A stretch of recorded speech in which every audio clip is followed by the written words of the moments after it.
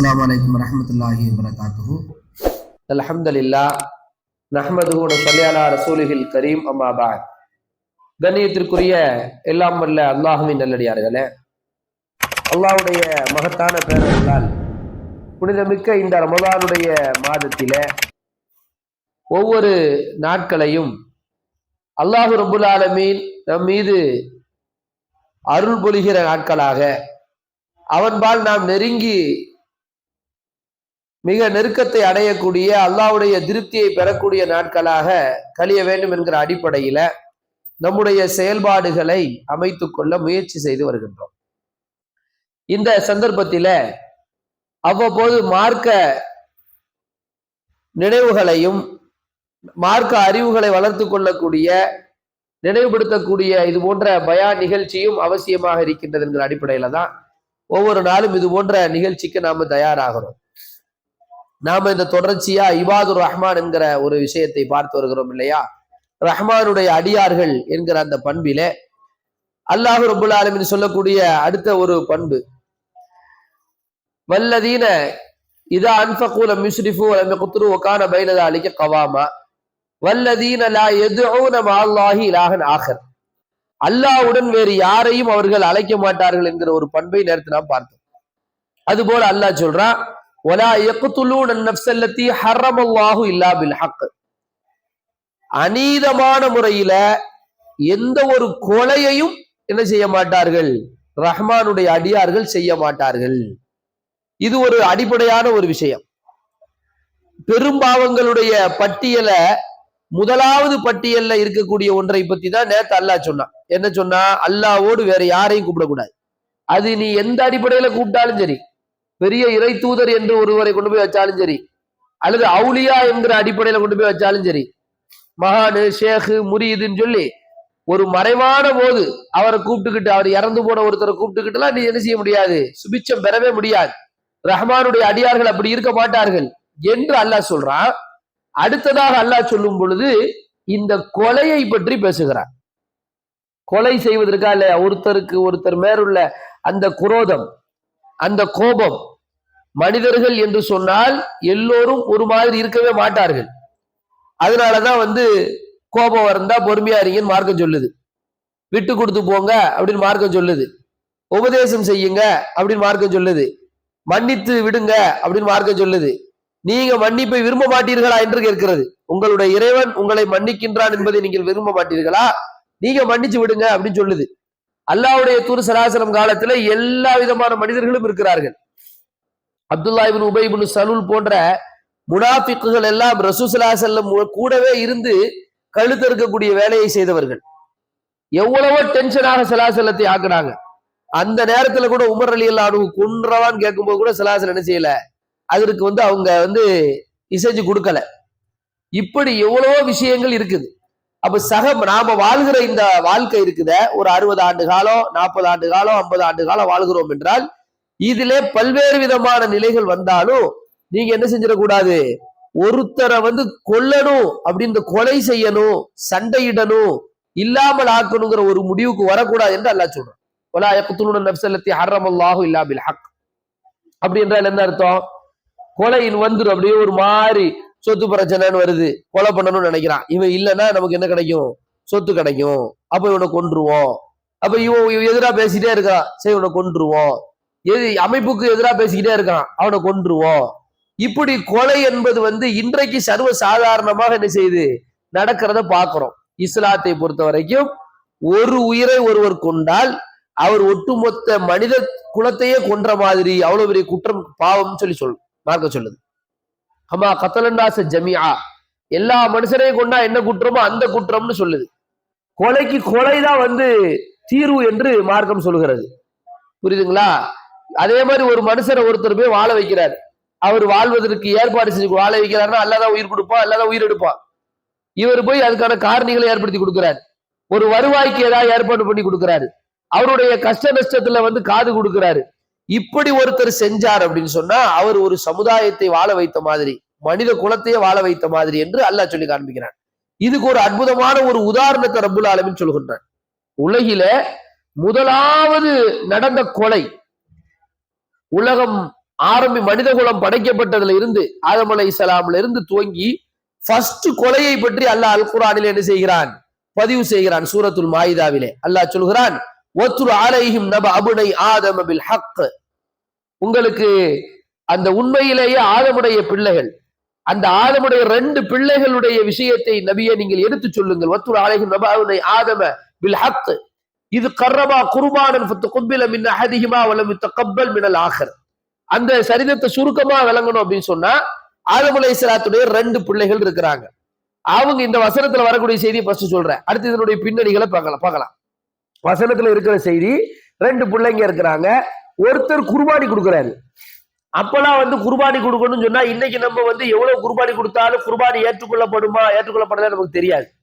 தொழுகை ஏற்றுக்கொள்ளப்படுமா படாது தெரியாது, கடைசியில தான் தெரியும். குர்பானியும் எப்ப ஏற்றுக்கொள்ளப்படும் படாதுங்கிறது நமக்கு தெரியாது. ஆனா அன்றைக்கு அப்படி கிடையாது. குர்பானி ஏற்றுக்கொள்ளப்படும் என்பது உடனே தெரிஞ்சிச்சு. என்னன்னா, இப்போ வந்து ஒருத்தர் குர்பானி கொடுக்குறான்னு சொன்னா, ஒரு ஆடை கொண்டு வந்து மலைக்கு மேல விட்டாங்கன்னா, ஒரு தீக்கங்கு வந்து அதை கரிச்சிட்டு போயிடும். தீக்கங்கு கரிச்சிட்டு போயிட்டனா அது என்னது, கபூல் செய்யப்பட்டு விட்டது, ஏற்றுக்கொள்ள அல்லாஹ் ஏத்துக்கிட்டான்னு அர்த்தம். தீக்கங்கு வந்து கரிக்காம அது அப்படியே இருந்துச்சு அப்படின்னா அல்லாஹ் ஏத்துக்கலன்னு அர்த்தம். இப்ப இந்த 2 பேரும் குர்பானி கொடுக்க சொல்றாங்க. குர்பானி கொடுக்க சொன்னா, இந்த 2 பேருடைய குர்பானில ஒருவருடைய குர்பானி ஏற்றுக்கொள்ளப்பட்டுடுச்சு, கரிச்சிட்டு போயிட்டு. ஒருவருடைய குர்பானி ஏற்றுக்கொள்ளப்படல.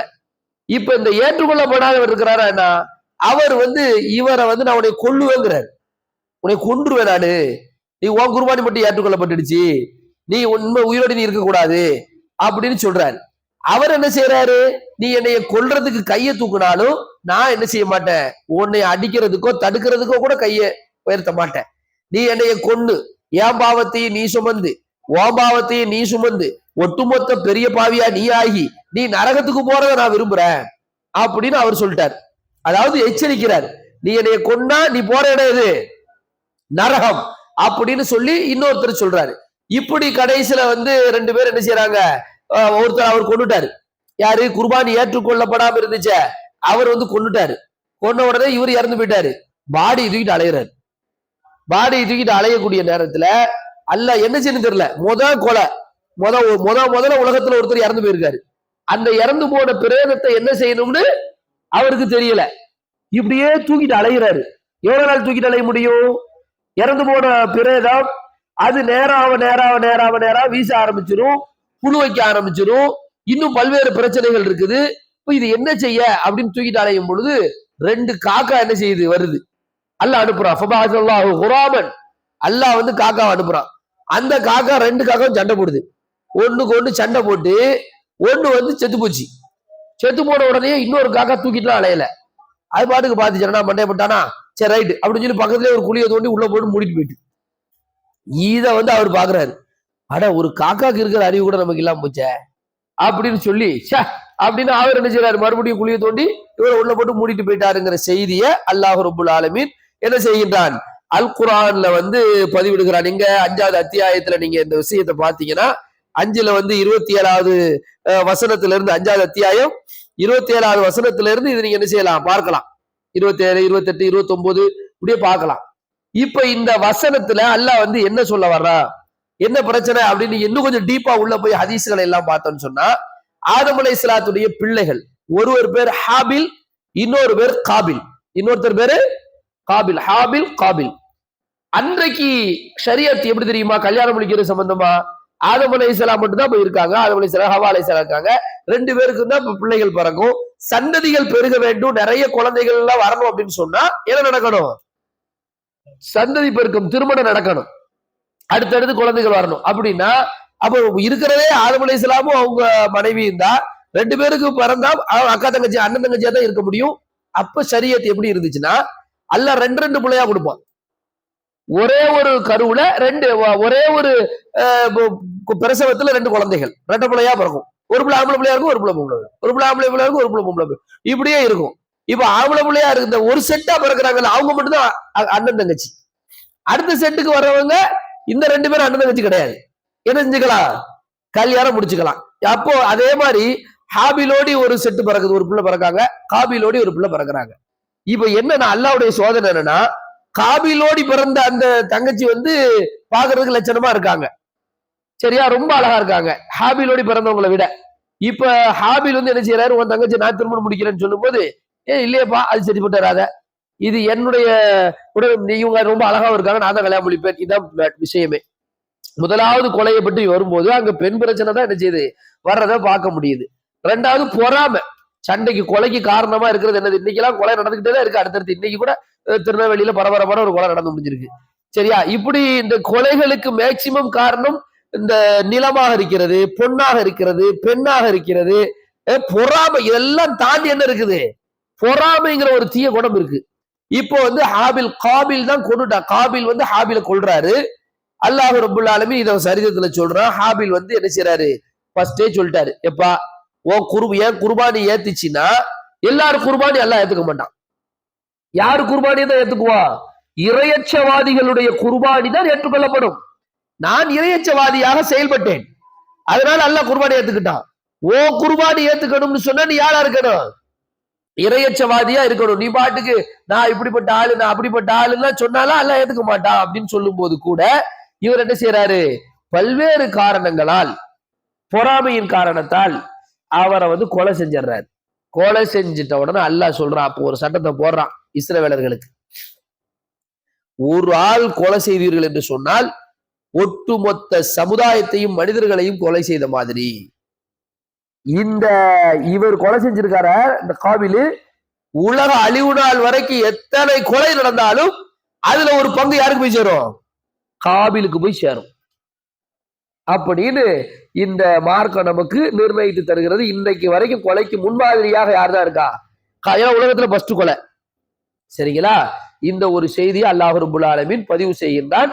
ஆனால் கொலை என்பது இருக்குது, அல்லாஹ் அந்த கொலையை சொல்லும் போது கொலை செய்யறது வந்து ஒரு பெரிய பாவம், பெரும் பாவங்களுடைய பட்டியல்ல என்ன செய்யுது கொலை அல்லாஹ் சொல்றான். யார் கொலை செய்யவே மாட்டார்கள், முஃமின்கள் இபாதுர் ரஹ்மான் அந்த சிந்தனைக்கு வர மாட்டாங்க. ஸ்கெட்ச் போட்டுருவோம், நான் அவரை காலி பண்ணிடுவேன், இதெல்லாம் வேலையே கிடையாது. நம்ம வேலை கொலை செய்யற வேலையாது, அது செய்யலாமா அப்படி? அல்லாஹ் ரப்புல் ஆலமீன் அல்லாஹ் தண்டிக்க ஆரம்பிச்சோன்னா, நம்ம ஒருத்தரை தண்டிக்கும் போது அல்லாஹ் தண்டிக்க ஆரம்பிச்சா என்ன ஆகும், ஒருத்தன் தப்ப முடியுமா? அப்ப பிறர்கள் மீது இறக்க ரசூல் ஸல்லல்லாஹு அலைஹி வஸல்லம் எதிரிகளிடத்துல கூட இன்னும் சொல்ல போறாங்க, அல்லாஹ்வுடைய தூதர் ஸல்லல்லாஹு அலைஹி வஸல்லத்துடைய வாழ்க்கையில சுயத்திற்காக அவர்கள் ஒருபோதும் பழி வாங்கியதே கிடையாது. அல்லாஹ்வுடைய ஷரியத்துல ஒருத்தன் விளையாண்டா அப்ப என்ன செய்வாங்க, அவனுக்கு பதிலடி கொடுப்பாங்க. பதிலடி கொடுக்கும் போது கூட நிறைய துவா தான் செஞ்சிருக்காங்க, மேக்சிமம் துவா தான் செஞ்சிருக்காங்க. ரசூலுல்லாஹி ஸல்லல்லாஹு அலைஹி வஸல்லத்தை ஒருத்தர் வர்றாரு, ரசூலுல்லாஹ்வை கொல்லணும்னு சொல்லி ஒரு ஆள் வர்றாரு, ரசூலுல்லாஹி ஸல்லல்லாஹு அலைஹி வஸல்லத்தை கொல்லணும் அப்படின்னு சொல்லியே ஒருத்தர் ஸல்லல்லாஹு அலைஹி வஸல்லத்தை ஃபாலோ பண்ணிட்டே வர்றாரு. எப்படா இவர் தனியா சிக்குவாரு, அகப்படுவாரு, தூக்கிடுவோம் அப்படின்னு சொல்லியே வர்றாரு. அதுக்குன்னே வர்றாரு பிரத்யேகமா. அப்படியே ரசூல் ஸல்லல்லாஹு அலைஹி வஸல்லம் யுத்தத்துக்கு போயிட்டு வரும் பொழுது ஒரு மரத்து நிழல்ல போய் ரசூலுல்லாஹ் வாளை எல்லாம் தொங்க விட்டுட்டு போய் படுக்கிறாங்க. சஹாபாக்கள்லாம் ஸல்லல்லாஹு அலைஹி வஸல்லத்துக்கு டிஸ்டர்ப் பண்ணக்கூடாது, தொந்தரவு பண்ணக்கூடாதுன்னு சொல்லி எல்லாரும் அவங்கவுங்க வேலையை பார்க்கறதுக்காண்டி என்ன செஞ்சுட்டாங்க, போயிட்டாங்க. கொஞ்சம் தூரமா போயிட்டாங்க, அங்கங்க நிக்கிறாங்க.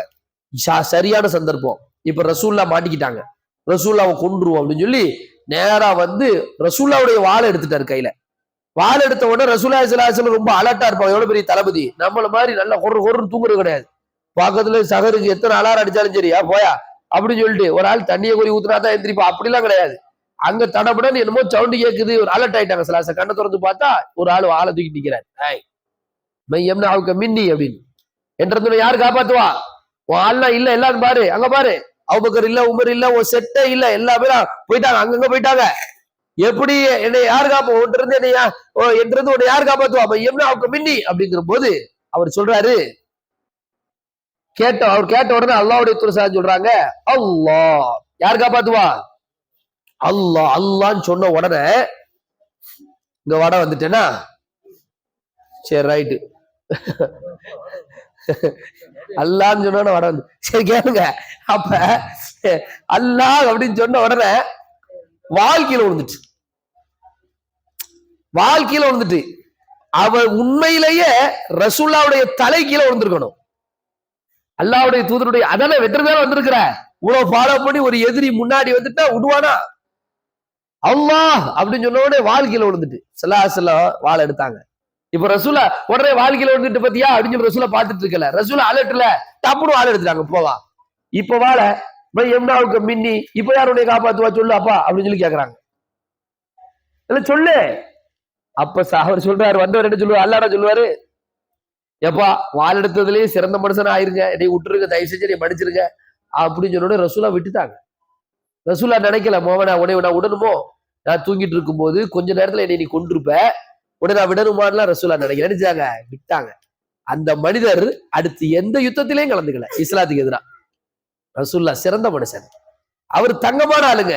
நம்மளா அவரை பத்தி கேள்விப்படுறது பொய்.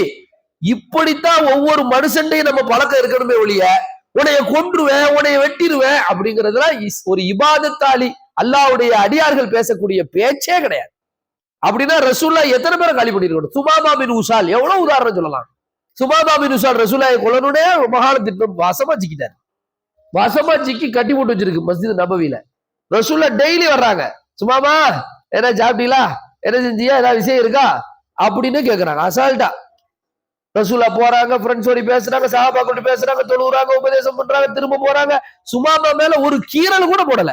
ரசூலா அப்படி ட்ரீட் பண்ணுவாங்க. கடைசியில 3 நாள் கழிச்சு அவர் அவுத்து. சஹாபாக்கள் நினைக்காங்க சுமாமா தலை இன்னைக்கு உருண்டுரும், சுமாமா தலை செத்தா எப்படிப்பட்ட கொலகாரரு சுமாமா, யமாமா பகுதியில இருந்து சுமாமா ரசூலாவை கொல்லுன்னு எவ்வளவு நாளா தெரிஞ்சாரு. 3 நாள் பள்ளிவாசல்ல கட்டி வச்சுட்டு 4வது நாள் அவுத்து விட்டாங்க. அவர் நேரா பேரிச்ச தோட்டத்துல போய் குளிச்சுட்டு கொண்டுட்டு, ரசூலுல்லா உங்களை தான் எனக்கு ரொம்ப பிடிக்கும், உங்களை விட்டு போக மாட்டேன்னு இஸ்லாத்துக்கு விட்டார். இப்படிப்பட்ட மனிதர்களை நம்முடைய பண்புகள் உருவாக்க வேண்டுமே ஒழிய, கொலை, சண்டை, பிரச்சனை, துண்டித்தல் இவைகளெல்லாம் ரஹ்மானுடைய அடியார்களின் பட்டியலில் கிடையாது. அதனால நம்முடைய பண்பு ரீதியா நம்ம தயாராகணும். பிற மனிதர்களிடத்தில் பழகுவதற்கு நம்மை நாம் தயார்படுத்த வேண்டும். ஆண்களாக இருந்தாலும் பெண்களாக இருந்தாலும் அண்டை வீட்டுக்காரர்களோடு சண்டையிடுவதுதான் வளமையா கிடையாது. நல்ல முறையில பழகுவதற்கு என்னன்னு பார்க்கணும். சம்பந்த வழி என்றாலே சண்டை வழியா கிடையாது. அங்கேயும் நல்ல முறையில பழகுறதுக்கு பார்க்கணும். முடிந்த அளவுக்கு நம்முடைய மன்னிப்பை முதன்மைப்படுத்த வேண்டும். ஒரே ஒரு வார்த்தையை மட்டும் ஞாபகம் வச்சுக்கோங்க, அல்லாஹ் மன்னிக்கிறத விரும்புவோமா மாட்டோமா? விரும்புவோம். அப்ப நம்ம என்ன செய்யணும்? பிற மக்களை மன்னிக்க விரும்ப வேண்டும், சகோதரத்துவம் பேண வேண்டும், அன்பை பாராட்ட வேண்டும், பரஸ்பரம். இந்த ரமலானுடைய நாட்கள் அழகான பெருநாள் வருகிறது, எல்லோரும் சந்தோஷமாக இருக்கணும். சண்டையிட்டவர்களுக்கு எல்லாம் கால் பண்ணி பேசி மகிழ்ச்சி அடைஞ்சு அவங்களை ஆச்சரியப்படுத்தணும். இவன் என்னை மன்னிச்சுட்டானப்பா, நம்ம என்னமோ நினைச்சிட்டு இருந்தோமேங்கிற அளவுக்கு நம்முடைய பழக்க வழக்கத்தை அமைத்துக் கொள்ள வேண்டும். அல்லாஹ் சுப்ஹானஹு வ தஆலா அப்படிப்பட்ட ஒரு சூழலை நம்ம நேயர்களுக்கும் தந்தருள் பாலிப்பானாக. வாஹிர் தாவானா அல்ஹம்துலில்லாஹி ரப்பில் ஆலமீன்.